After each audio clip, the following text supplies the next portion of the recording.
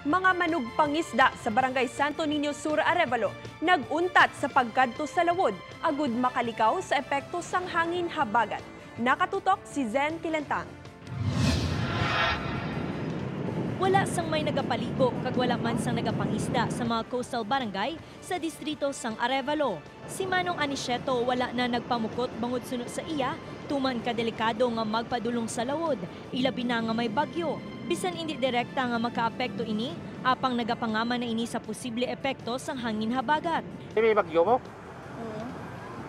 Te, Problema nangalakan ka sa lalagyan ka pala tukada. Samtang si Clobert, ginsigurado na ang ilang mga gamit sa sulod balay. Sa tion nga magtaas ang dapyas ng balod, nagasulod pa sa ila puluyan. Ang pambot na naman ng tago ay budaya maguba kay sa ghost ag. Nampa kami sang balod. Matapos nga gin-activate ni Mayor Jose Espinosa III ang Barangay Disaster Risk Reduction and Management Council Operations sa syudad, nakaalerto na ang mga barangay.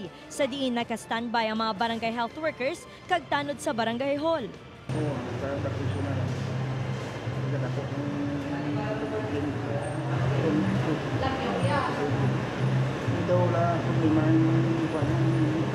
Panugyan sa opisyales sang barangay sa mga pumuluyo nga nagaistar malapit sa dagat nga mag-aligmat ilabi na kung magtaas ang balod agon makabakwit sa mataas nga lugar. Ako si Zen Kilentang para sa One Western Visayas.